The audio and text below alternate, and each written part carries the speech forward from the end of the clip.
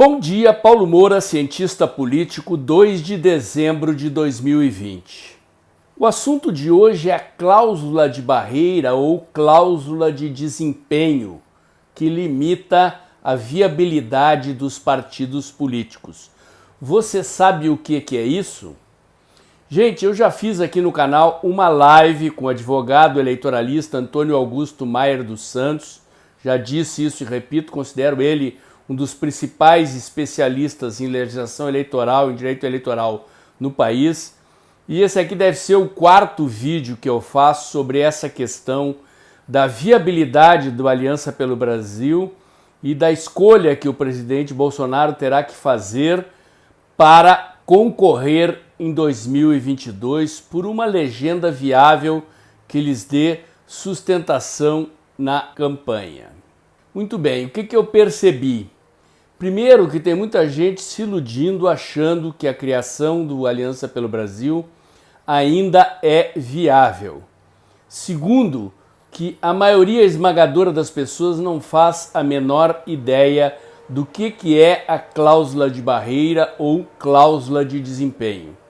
O que ocorre é que vem sendo discutido na política brasileira há muito tempo que há um excesso de partidos no sistema e que este excesso de partidos leva à fragmentação e à paralisia decisória do sistema. A cada eleição que passa, mais partidos elegem pequenas bancadas e o Congresso Nacional vira uma colcha de retalhos que, em geral, dificulta as articulações para formar maioria de governo, encarece a formação de maiorias e cria um impasse paralisante no sistema decisório das leis e das políticas públicas do Brasil.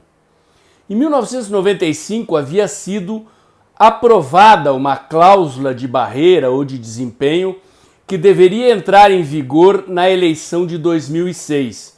No entanto, pequenos partidos entraram na justiça e o STF deu ganho de causa e anulou a lei por ser inconstitucional. Se a lei tivesse sido aplicada desde aquela época, hoje nós teríamos no máximo 7 ou 8 partidos. Constatado o erro, foi aprovada uma nova lei da cláusula de barreira, que entrou em vigor em dezembro de 2018.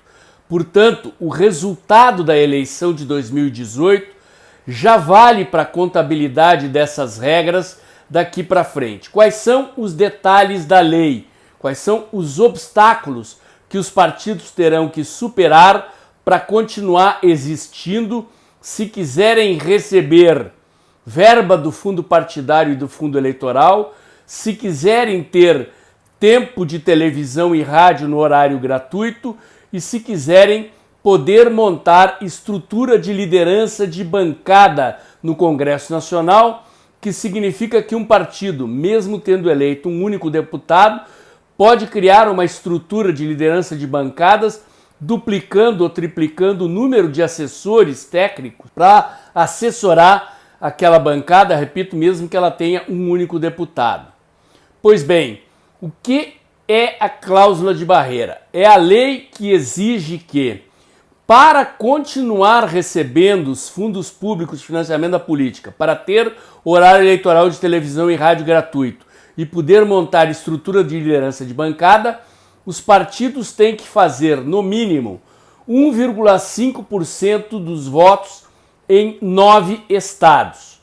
Mais um detalhe, eles têm que fazer pelo menos 1% dos votos válidos em cada um dos 9 estados. A alternativa é, não atingindo esse objetivo, eleger pelo menos 9 deputados federais em 9 estados. Ou seja, não adianta eleger 9 deputados em um estado ou 9 deputados distribuídos em até 8 estados. Tem que ser pelo menos um deputado por estado em 9 estados.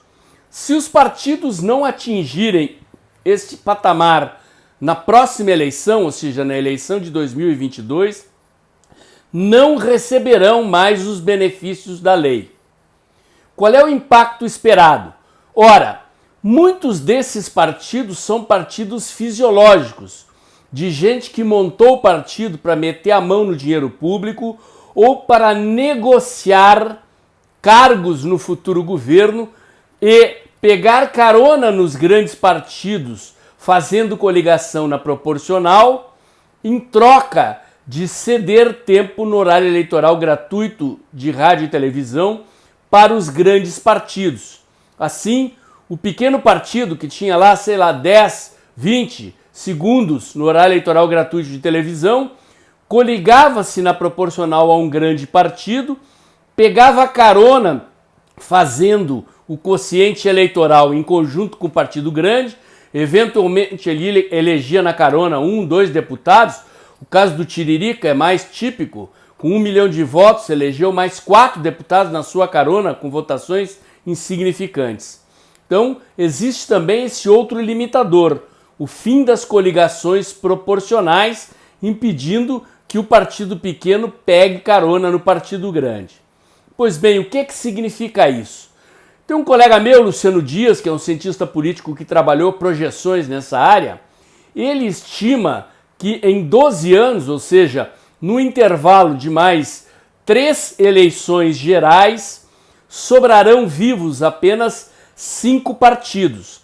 Não significa que os partidos serão proibidos de existir, mas eles não terão acesso ao fundo partidário, ao fundo eleitoral, horário eleitoral gratuito de televisão e estrutura de liderança de bancadas. Para um partido como o Partido Novo, por exemplo, que não usa fundo eleitoral e não usa horário eleitoral gratuito, isso não faz diferença. Mas o Partido Novo fez 19 vereadores e um prefeito nessa eleição. Ou seja, é um partido praticamente irrelevante. E fez, na eleição de 2018, 8 deputados federais. Veja que não atingiu o critério dos 9, né? Então, o partido não deixará de existir, mas não tendo todos esses benefícios da lei, a previsão é de que a maioria das legendas fisiológicas, ou seja, partidos montados para meter a mão no dinheiro público e fazer negócios com os partidos grandes em troca de fatias do poder e do dinheiro público, deixarão de existir. Por que isso é importante? Porque isso é um baita obstáculo por quem está sonhando em criar partidos novos diante destes obstáculos e dos obstáculos que a própria Justiça Eleitoral colocou para dificultar a criação de novas legendas. Ou seja, toda a legislação, todo o consenso do sistema político atual, dominado pelas forças do Centrão, é no sentido de que a concentração do dinheiro do fundo partidário, do fundo eleitoral, do horário eleitoral gratuito de televisão e rádio, deva se destinar aos grandes partidos. Antes, como não havia esta restrição, o fundo partidário, o fundo eleitoral e o tempo de televisão eram distribuídos com mais liberalidade. Esta moleza acabou e a Justiça Eleitoral enrijeceu as normas para avaliar a coleta de assinaturas, aprovar assinaturas. O objetivo é claramente impedir novos partidos e há uma evidente má vontade com a criação de um partido conservador. Acho prudente, portanto, repito, já falei isso nos outros vídeos, os conservadores começarem a pautar os seus objetivos, o seu planejamento, para quem quiser concorrer em 2022, é tratar de botar um olho na escolha do presidente. O presidente estabeleceu como teto a eleição da presidência da Câmara e do Senado, que é em fevereiro, para escolher o partido para o qual ele vai, e eu posso dizer com quase certeza que não será a aliança, que ele vai escolher algum dos grandes partidos existentes, aquele que lhe oferecer as melhores condições de poder controlar quem será e quem não será candidato e qual o destino do fundo partidário, do fundo eleitoral e do horário eleitoral gratuito a legenda vai dar em troca dos votos que o presidente Bolsonaro pode trazer, permitindo a sobrevivência do partido destinatário diante de regras tão rígidas da nova legislação eleitoral. É bom cair na real, parar de alimentar ilusões e fazer um planejamento sério para a eleição de 2022.